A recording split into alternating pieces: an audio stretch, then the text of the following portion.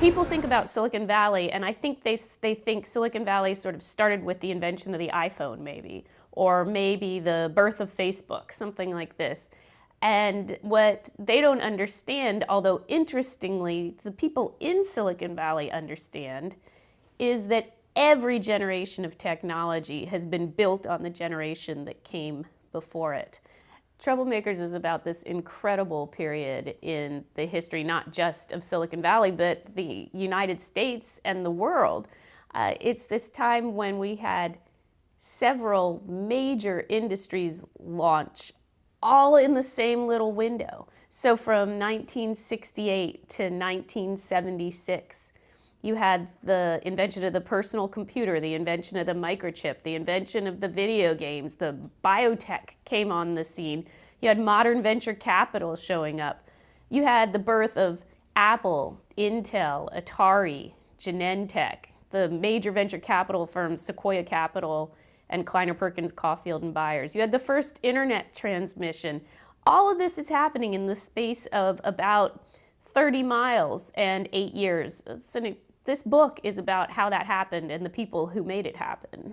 So what was exciting about this time in Silicon Valley was that so many things were happening at once. And I had to figure out, how do I tell all these stories between two covers? And I decided the way to do that was to write about 7 individuals. The first one that I'd mention is Bob Taylor. Bob Taylor is the guy who convinced the Department of Defense to start the ARPANET, that today we would call the internet. And for most people that would be enough, but not for Bob Taylor. Bob Taylor's Act 2 was to start the lab at Xerox PARC. That is the place that Steve Jobs came in 1979 and for the first time saw a mouse, saw the graphical user interface, saw a screen, saw laser printers, saw computers talking to each other. All of this was developed at Xerox PARC, and the person running that lab was Bob Taylor. That's where Ethernet was invented, and so that's Taylor's impact. Everyone hears Apple, and they think, Steve Jobs and Steve Wozniak. What they don't know is that there was another guy who owned 1/3 of Apple at the beginning, and this is a guy named Mike Markkula. And Mike Markkula had been at Intel before it had its IPO and watched that company grow from basically a room or two in a warehouse into this incredibly successful company. And Mike recruited, let me tell you who came to Apple because of Mike Markkula. Their president, the chairman of their board, their VP of marketing, their VP of sales, their VP of human resources, their head of legal, and their 2 most important investors all were involved with Apple because of Mike Markkula. And his story is fascinating because he is this very quiet man, wonderful guy, who was perfectly happy to be back in the shadows because he felt like Jobs and Wozniak, and particularly Jobs, were just much better frontmen for this company. And yet he was quietly in the back building this company. So that's Mike Markkula, an amazing guy. A third person I write about is the fabulous Sandy Kurtzig. Sandra Kurtzig is the first woman to take a tech company public. And she, at the time that I'm writing about her, is starting this little software company, which is called Ask. And she is this double outsider. Silicon Valley at that time is all about hardware. It's all about computers, it's all about disk drives, it's all about sophisticated telephone systems. It is not about software. So Sandy is trying to do a software company at the time that it's hardware everywhere in Silicon Valley.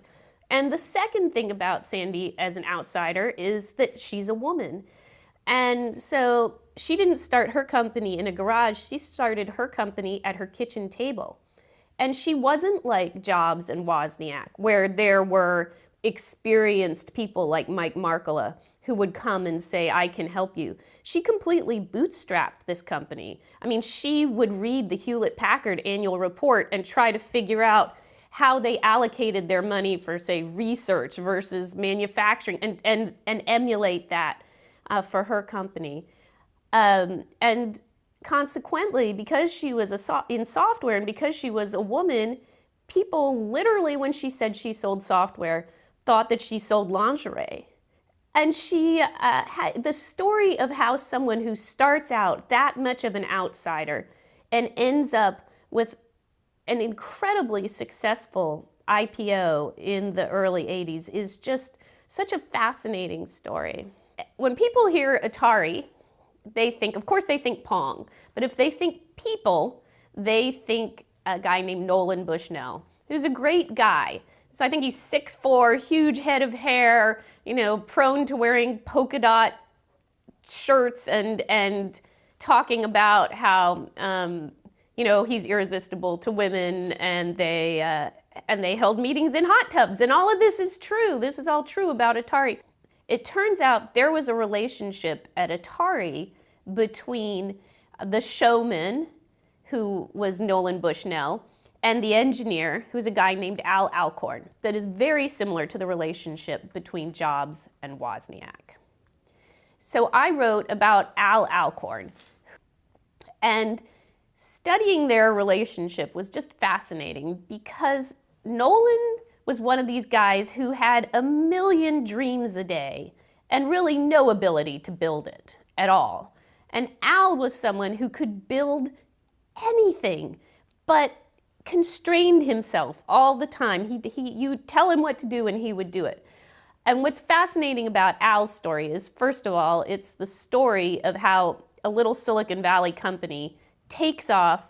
It ends up getting acquired by Warner Brothers. And what happens when this East Coast company gets its hands on this Silicon Valley company, especially when a rather uptight and staid East Coast company gets its hands on a company that literally held board meetings in hot tubs.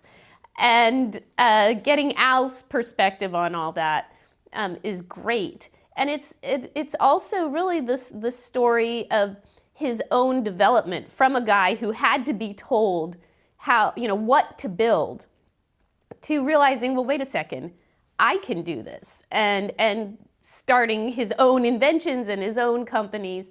And so that's Al Alcorn. Another person I write about is a woman named Fawn Alvarez. Now, Fawn is a fascinating person because she started out right out of high school working on the manufacturing line at a company called Rohm. Now, Rohm is the origin of everything now when you think about Silicon Valley culture and you think of these beautiful campuses, and they're like rooms to play ping pong, and there's subsidized food, and they're incredible gyms, and that all started at Rohm. Like literally people came from all over the world to see this campus. And Fawn is an incredible storyteller, and the story that she tells is about how she went from working on the manufacturing line to being the supervisor on the line to deciding she had to get a job behind a desk, is the way she put it. Now, remember, she didn't have any college degree at all. She ends up rising through the ranks until by the end of her career at Rohm, which gets acquired by IBM, she's the chief of staff to the president of IBM Rohm. It tells us about a time that there's no equivalent to it now in Silicon Valley, which is Silicon Valley used to build things, and that means that there were factories here, and that means that there were people who used to work in the factories, and these people had very good jobs, and like Fawn, they could buy houses in Silicon Valley with a high school degree, and they were able to, work a 9-to-5 type shift and come home to their families and have just really great lives. And that is all gone now. There's no equivalent to that sort of middle class in Silicon Valley. There are no assembly line jobs in Silicon Valley anymore. Two other people I write about, I think of as a pair. though they wouldn't have thought of themselves that way. The first one is a guy named Niels Ramers. Niels started at Stanford a little office called the Office of Technology Licensing. And in the space between when he started that office in 1972 and now, the exact same thing that had in the past earned Stanford $3,000, namely the licensing of inventions out of Stanford. Today, that office has brought in $2 billion to Stanford. The Office of Technology Licensing that Niels started is the reason that Stanford owned a piece of Google. It's the reason that Stanford owned a piece of VMware. And it's the reason that Stanford owned, along with the University of California, San Francisco, the recombinant DNA patent that's at the heart of the modern biotech industry there. So this is what Niels did, and his path quickly intersected with that of another troublemaker I write about, who is a guy named Bob Swanson. And Bob Swanson is the co-founder of Genentech with Herb Boyer. And Bob Swanson is one of these people who was an absolute golden boy, who got hired at Kleiner Perkins, which is this brand new venture capital firm at the time, and gets fired as soon as they hit some rocky period, and doesn't know what to do with himself. I mean, this is someone who has succeeded in every single thing he's ever done in his entire life. He literally goes on welfare, and he reads Scientific American, hears about the recombinant DNA process and a conference that had been held at Asilomar, and literally opens up a phone book and starts calling the different scientists who had attended this conference to see if they thought there was any chance a company might be able to come out of this invention, that this could be commercialized in a short enough period of time. And one of the first people he reached was Herb Boyer, who agreed to talk to him, and they ended up starting a company that is Genentech, one of the most successful biotech companies in history. Was started by this guy on welfare driving around trying to get biologists to talk to him about this breakthrough process. So that's Niels Ramers, and that's Bob Swanson.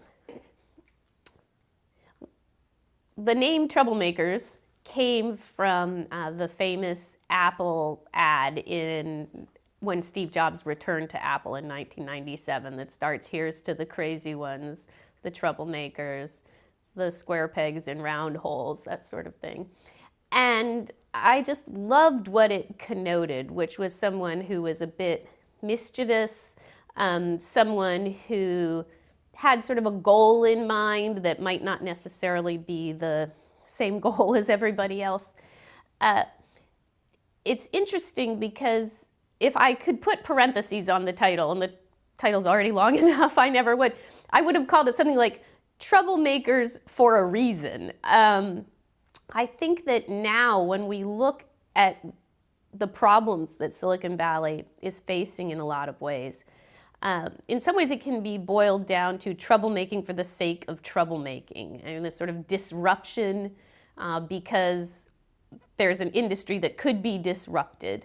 That was not what was going on at this time. When we think about the accusations that Silicon Valley is facing today around being arrogant, thinking that it's above the law, kind of going into places where it doesn't belong and messing everything up. I read an analogy once that said that Silicon Valley was like the Kool-Aid man breaking through the walls around him and sort of wreaking havoc into the existing space.